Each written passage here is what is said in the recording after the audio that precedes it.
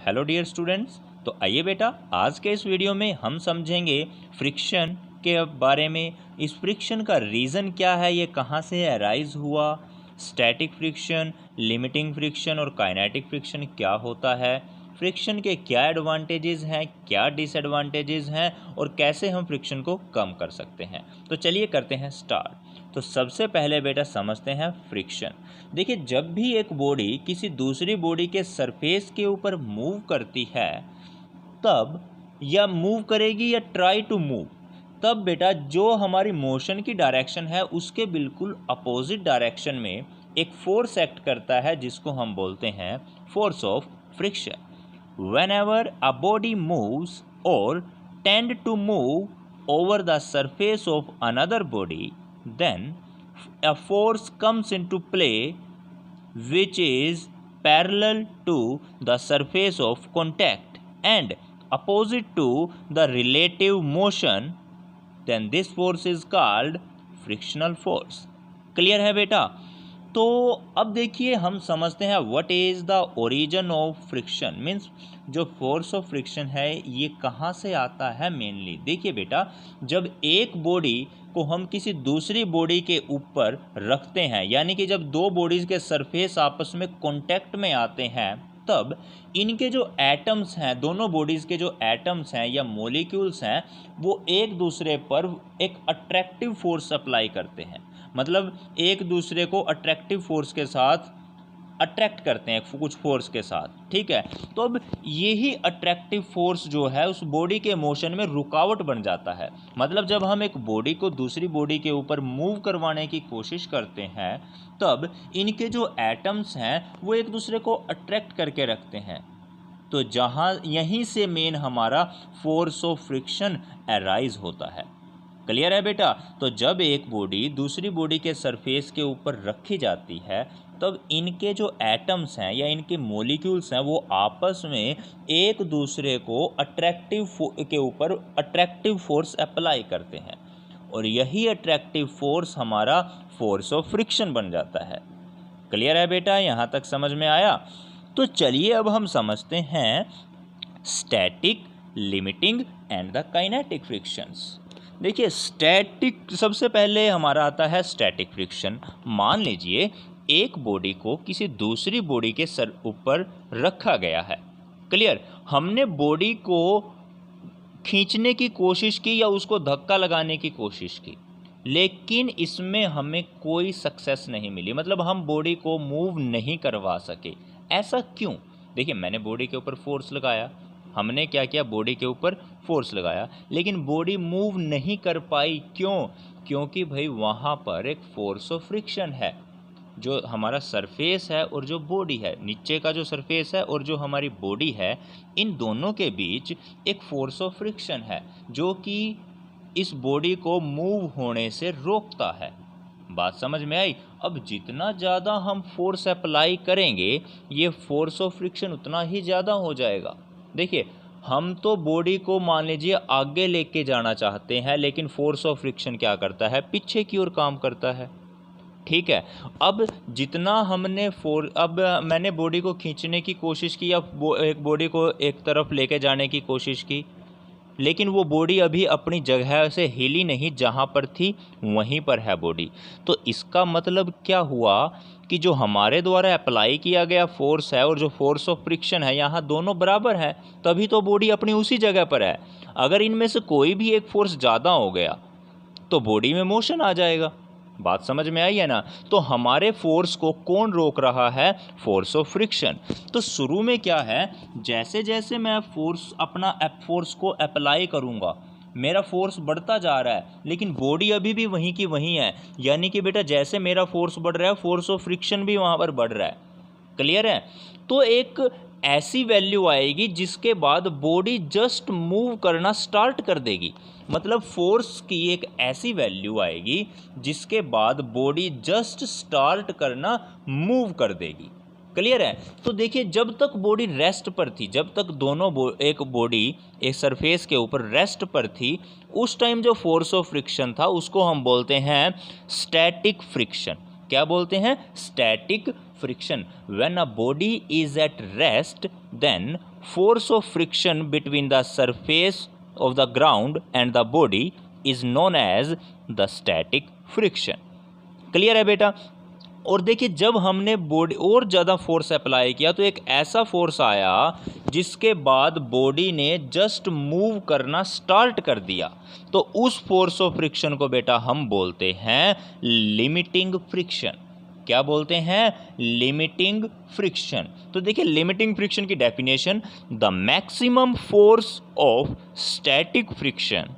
The maximum force मतलब static friction की वो maximum value which come into play when a body just start to move on the surface of another body।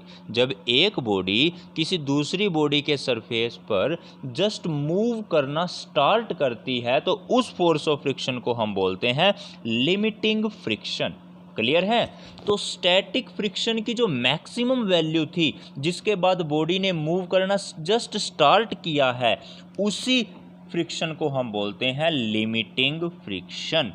बात समझ में आई? तो क्या होगा उसके बाद देखिए जब एक बार हमने फोर्स अप्लाई किया, बॉडी ने मूव नहीं किया था, हमने थोड़ा और ज़्यादा फोर्स अप्लाई किया, बॉडी ने जस्ट मूव करना स्टार्ट किया, उसके बाद आपको थोड़ा सा इजी महसूस होता है बॉडी को आगे खींचना, बॉडी को आगे धक्का लगाना या खींचना थोड़ा आसान हो जाता है हमारे लिए। तो इसका मतलब क्या हुआ, जो फोर्स ऑफ फ्रिक्शन वो थोड़ा कम हो गया, थोड़ा सा कम हो गया, ठीक है, और बॉडी मोशन में आ गई। देखिए क्या होता है, बॉडी को मोशन में लेके आना वो एक बड़ा चैलेंज है, ठीक है, वहाँ तक हमारे जोर ज़्यादा लग रहे हैं, लेकिन एक बार बॉडी मोशन में आ गई फिर हमारे जोर उतने नहीं लगते।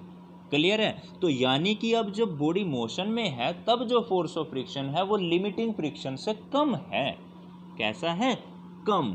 The force of friction which come into play when the body is in motion. जब बॉडी मोशन में होती है तब जो फोर्स ऑफ फ्रिक्शन होता है उसी को हम बोलते हैं काइनेटिक फ्रिक्शन। क्या बोलते हैं बेटा?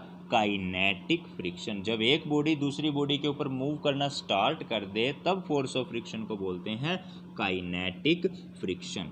अब देखिए हम जरा जो हमने फोर्स अप्लाई किया और जो फोर्स ऑफ फ्रिक्शन था इनके बीच में ग्राफ को समझने की कोशिश करते हैं। शुरू में क्या था, जब बॉडी रेस्ट पर थी हमने फोर्स अप्लाई किया लेकिन बॉडी अभी भी रेस्ट पर है, हमने और ज़्यादा फोर्स अप्लाई किया बॉडी अभी भी रेस्ट पर है, हमने फोर्स और अप्लाई किया बॉडी अभी भी रेस्ट पर है। यानी कि जैसे जैसे हमारा अप्लाई किया गया फोर्स बढ़ रहा है वैसे फोर्स ऑफ फ्रिक्शन भी बढ़ता जा रहा है। क्लियर? तो फिर एक ऐसी value I force of friction, तो इस फोर्स ऑफ फ्रिक्शन को बोलते हैं स्टैटिक फ्रिक्शन। जैसे हमारा अप्लाई किया गया फोर्स बढ़ रहा है, फोर्स ऑफ फ्रिक्शन भी बढ़ रहा है, ठीक है, लेकिन बॉडी अभी भी रेस्ट पर है, तो फ्रिक्शन का नाम है स्टैटिक फ्रिक्शन। फिर एक ऐसा वो स्टैटिक फ्रिक्शन की वो मैक्सिमम वैल्यू जिसके बाद बॉडी मूव करना स्टार्ट कर देगी, जिसके बाद बॉडी मूव करना स्टार्ट कर देगी उसे बोलते हैं लिमिटिंग फ्रिक्शन। क्लियर है? और जैसे ही बेटा देखिए बॉडी ने मूव करना स्टार्ट किया तब आपको कम एफर्ट्स लगाने की ज़रूरत होती है, मतलब बॉडी को जस्ट मूव करवाने के लिए एफर्ट ज़्यादा लगते हैं, ठीक है, मोशन में लेके आने के लिए एफर्ट ज़्यादा लग रहे थे, लेकिन एक बार वो मोशन में आ गई उसके बाद हमारा फोर्स, हमें इतना ज़्यादा फोर्स अप्लाई करने की ज़रूरत नहीं है। तो इसका मतलब बेटा हमारे क्या हुआ, फोर्स ऑफ फ्रिक्शन कम हो चुका है। जब बॉडी मोशन में आ गई, मोशन में आने के बाद जो उसका फोर्स ऑफ फ्रिक्शन था वो थोड़ा सा कम हो जाता है, ठीक है, और कांस्टेंट हो जाएगा। मान लीजिए बॉडी कांस्टेंटली मूव कर रही है, ठीक है, तब वो फोर्स ऑफ फ्रिक्शन जो है वो भी कांस्टेंट हो गया और उसको हम स्ट्रेट लाइन से शो करेंगे। क्लियर है? So this is known as kinetic friction. Clear है बेटा? ये समझ में आया? तो ये था अपना static friction, limiting friction and the kinetic friction. तो बेटा नेक्स्ट है अपना friction is a necessary evil. देखिए friction is a necessary evil, यानी कि फ्रिक्शन हमारे लिए नेसेसरी भी है और एक इविल भी है, यानी फ्रिक्शन हमारे लिए ज़रूरी भी है और एक ये बुराई भी है। मतलब फ्रिक्शन एक ज़रूरी बुराई है। प्रूव कीजिए। देखिए फ्रिक्शन हमारे लिए कहाँ पर नेसेसरी है, पहले हम ये समझते हैं। It is necessary because due to the friction we can walk on the ground. Friction की वजह से ही हम ग्राउंड पर वॉक कर सकते हैं, चल सकते हैं। अगर फ्रिक्शन ना हो तो हम चल नहीं पाएंगे, ठीक है। फ्रिक्शन की वजह से ही हम गाड़ियों में ब्रेक अप्लाई कर सकते हैं। We can apply the brakes in the vehicles due to the friction. अगर फ्रिक्शन नहीं होगा तो गाड़ी पे ब्रेक नहीं अप्लाई कर पाएंगे, clear. And the various parts of the machine are able to rotate due to the friction. मशीनों के अलग अलग पार्ट्स फ्रिक्शन की वजह से ही रोटेट कर पाते हैं, ठीक है। The tyre of the vehicle are made rough to increase the friction. गाड़ियों में जो टायर हैं वो थोड़े रफ होते हैं, पूरे स्मूथ नहीं होते। क्यों? फ्रिक्शन को बढ़ाने के लिए ऐसा किया जाता है। अब फ्रिक्शन को क्यों बढ़ाया गया यहाँ पर? देखिए मान लीजिए बाइक है, बाइक के टायर पूरे स्मूथ हैं तो वो क्या कर जाएंगे, स्लिप कर जाएंगे जल्दी से और हम गाड़ी से गिर जाएंगे, ठीक है। इसीलिए वहाँ हमें फ्रिक्शन की ज़रूरत है, ठीक है बेटा। In the absence of the friction it will not possible to write on the paper. अगर फ्रिक्शन नहीं होगा तो हम पेपर पर भी नहीं लिख सकते बेटा। We can not hold anything without the friction. Friction के बिना हम किसी भी चीज़ को होल्ड नहीं कर पाएंगे। तो यानी कि बेटा हम ये बोल सकते हैं लाइफ पॉसिबल ही नहीं होगी विदाउट फ्रिक्शन। अच्छा अब समझते हैं फ्रिक्शन एक बुराई कैसे है। Friction is an evil. देखिए कैसे, wear and tear of the machinery is due to the friction. देखिए फ्रिक्शन की वजह से ही मशीनें में जल्दी टूट फूट हो जाती है, वो ज़्यादा टाइम तक नहीं चल पाती due to the friction, clear. तो a large amount of power is wasted to overcome the force of friction. Force of friction को ओवरकम करने के लिए हमारी बहुत ज़्यादा पावर ऐसे ही वेस्ट चली जाती है, ठीक है। मान लीजिए आप किसी बॉडी को खींच रहे हो, जस्ट सपोज करो हम किसी बॉडी को खींच रहे हैं तो वहाँ पर हमारी बिना मतलब कि ज़्यादा पावर लग रही है ना, फ्रिक्शन ज़्यादा होने की वजह से। अगर वहाँ फ्रिक्शन कम होता तो कम पावर के साथ ही हम बॉडी को खींच सकते थे, ठीक है। तो यानी कि फ्रिक्शन क्या है बेटा, एक इविल है हमारे लिए। Excessive friction between rotating parts of the machine produce enough heat and cause damage to the machinery. देखिए ज़्यादा फ्रिक्शन होने की वजह से मशीनें ज़्यादा देर काम करने के बाद गर्म हो जाती हैं। मशीनों में क्या हो जाती है, कुछ गर्मी उत्पन्न हो जाती है। ऐसा किस वजह से? फ्रिक्शन की वजह से, ठीक है। तो इससे क्या होगा, और फिर हमारी मशीनरी में थोड़ा डैमेज हो जाएगा। तो ये सब क्या है, नुकसान है। आप अपनी तरफ से भी लिख सकते हो भाई फ्रिक्शन के क्या नुकसान हैं, ठीक है ना। तो अच्छा अब हम समझते हैं methods of changing the friction. मतलब कि फ्रिक्शन को हम कैसे कैसे चेंज कर सकते हैं। तो first of all by polishing. अगर हम किसी बॉडी पर पॉलिश कर दें तो उसका फ्रिक्शन कम हो जाएगा। By making the surface in contact with the highly polished and smooth the bumps and depression get minimised and the friction is reduced. अगर किसी बॉडी के ऊपर हम पॉलिश कर दें तो उसका जो फोर्स ऑफ फ्रिक्शन है वो कम हो जाता है, सिंपल सी बात, ठीक है। नेक्स्ट लाइन है बेटा पॉइंट अपना, by providing the stream line body.